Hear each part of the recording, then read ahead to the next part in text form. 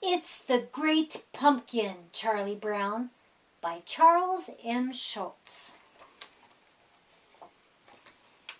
It was a brisk autumn day, but it wasn't just any autumn day. It was Halloween. Charlie Brown was busy raking leaves while Snoopy was busy playing in them.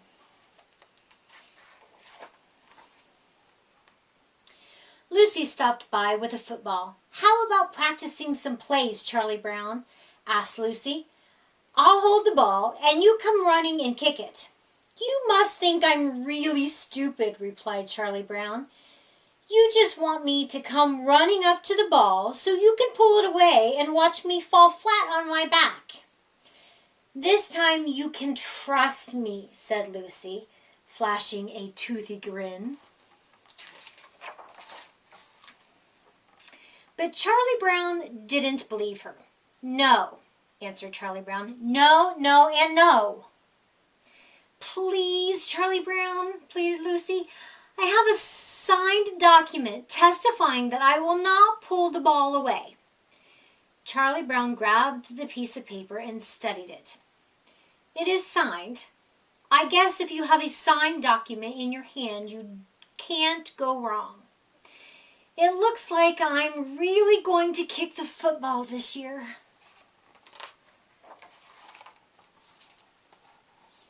With that, Charlie Brown backed up and charged. Just as he was about to kick the ball, Lucy pulled it away, and Charlie Brown fell flat on his back. "Arg!" Charlie Brown screamed in pain. Lucy picked up the piece of paper. "Funny thing, this signed document was never notarized." Meanwhile, Linus was inside writing an important letter. "Dear Great Pumpkin, I'm looking forward to your arrival on Halloween night." Charlie Brown approached his friend. "What are you writing, Linus?" "It's the time of year to write a letter to the Great Pumpkin," answered Linus. "Who?" asked Charlie Brown, looking confused. "Every year on Halloween night, the Great Pumpkin rises up out of his pumpkin patch and flies through the air with bags of toys for children everywhere," explained Linus. After Charlie Brown left, Linus continued writing his letter. "You must get discouraged because more people believe in Santa Claus than in you. Santa does get more publicity, and that might make you number 2, but that means that you really just need to try harder." Just then, Lucy and Peppermint Patty appeared. "Oh, brother," moaned Lucy. "Linus, are you writing a letter to that stupid pumpkin again?" Linus nodded.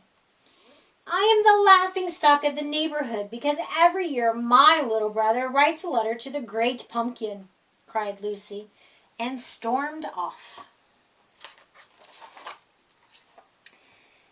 Sally appeared just as Linus was signing his letter.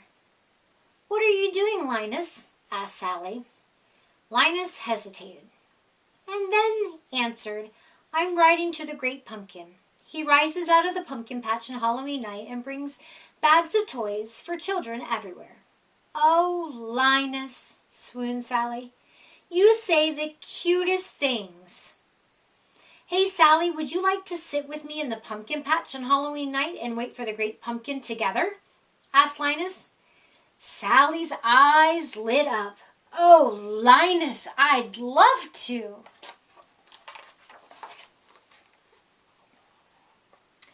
Linus went to mail his letter. "Really, Linus," cried Lucy, "just how do you think you are going to mail that letter anyway? You can't possibly reach the mailbox. And I'm not going to help you."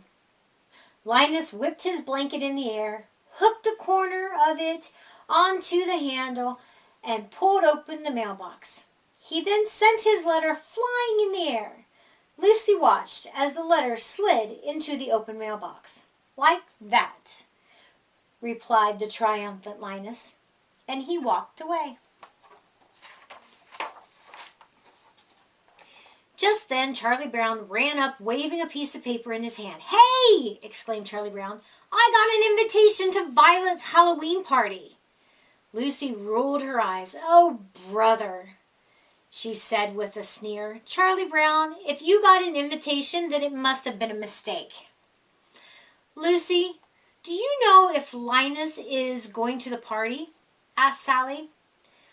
Lucy sighed. "Probably not. That blockhead brother of mine will be out in the pumpkin patch making a fool of himself just like he does every year." "But maybe there really is a great pumpkin," said Sally.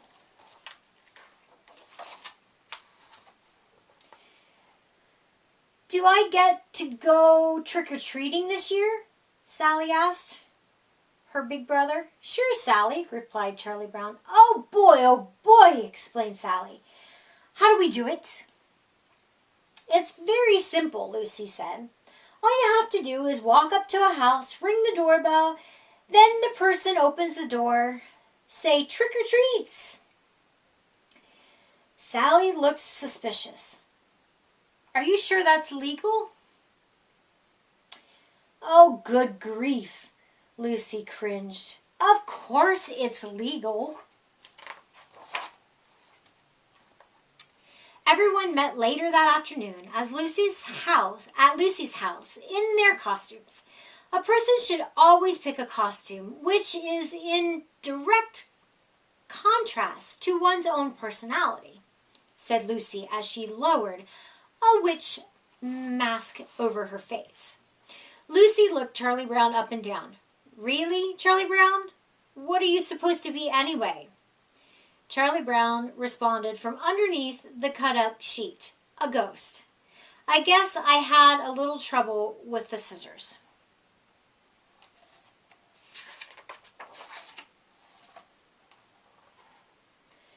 A moment later, Snoopy pranced by all dressed up for Halloween. "What is he supposed to be?" asked Lucy.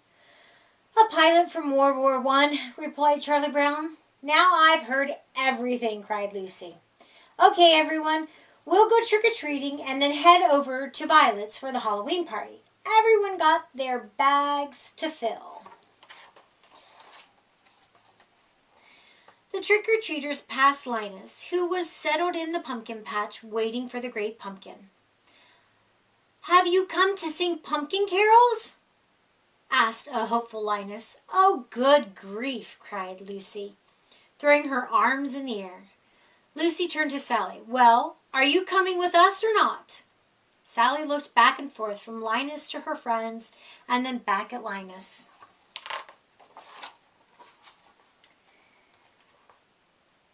After their friends left, Linus turned to Sally and said, "I'm glad you decided to stay." "Do you really think he'll come?" asked Sally. "Tonight the great pumpkin rises up and flies through the air, bringing toys to children everywhere," exclaimed Linus. Meanwhile, the trick-or-treaters were starting their rounds in the neighborhood. Each time someone opened their door, everyone cried, "Trick or treats!"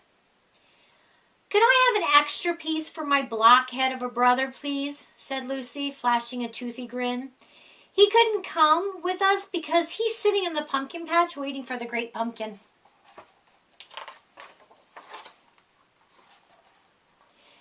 Everyone met up on the sidewalk to size up what they received. "It's so embarrassing that I have to ask for extra candy for that blockhead Linus," said Lucy as she looked through her bag. "Looks like I got 5 pieces of candy. And I got a chocolate bar," added Violet. "I got gummy candy," said Peppermint Patty. Charlie looked in his bag with disbelief. "I got a rock."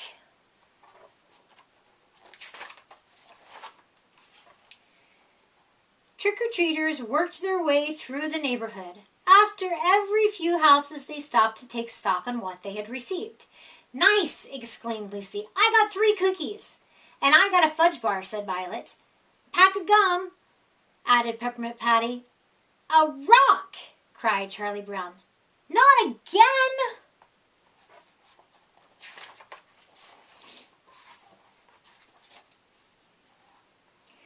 When everyone finished trick-or-treating, they started walking to Violet's house for the party. On their way, they passed the pumpkin patch. "Well, has the great pumpkin been by yet?" asked Violet with a smirk. "You missed trick-or-treating, and now you are going to miss the Halloween party," said Peppermint Patty. Sally stepped forward and replied, "You all think you are so smart. You just wait. The great pumpkin is going to show. Linus knows what he's talking about." With that, the kids left for Violet's house.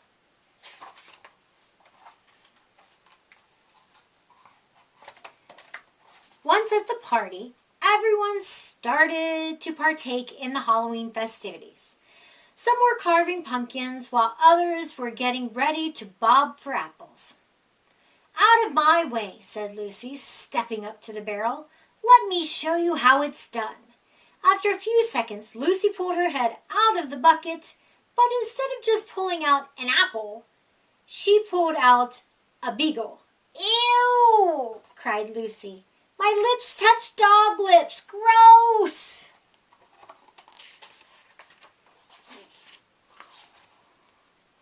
Later at the pumpkin patch, Linus and Sally were still waiting for the great pumpkin to make an appearance. Suddenly, a rustling noise came from the middle of the pumpkin patch. They both turned towards the noise. "Look!" Linus cried, pointing towards the moving shadow. "There he is! It's the great pumpkin! He's rising up from the pumpkin patch!"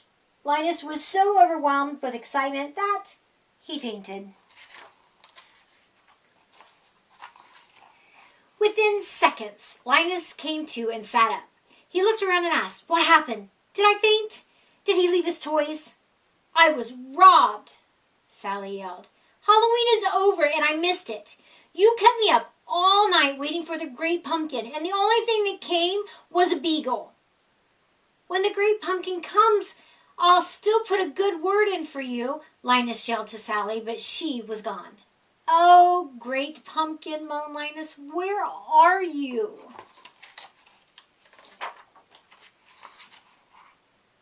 Later that night, Lucy woke up, looked at her clock, and went to check on her brother. He was not in his room, so she went outside and found him sleeping in the pumpkin patch. She picked him up, carried him home, and put him to bed.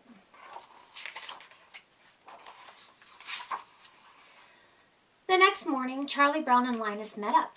"Well, another Halloween has come and gone, and all I got was a bag full of rocks," said Charlie Brown. "I guess the great pumpkin never showed." "You just wait until next year." "This time next year, Charlie Brown," cried Linus, "I'll sit in the pumpkin patch until the great pumpkin appears. And I'll be there."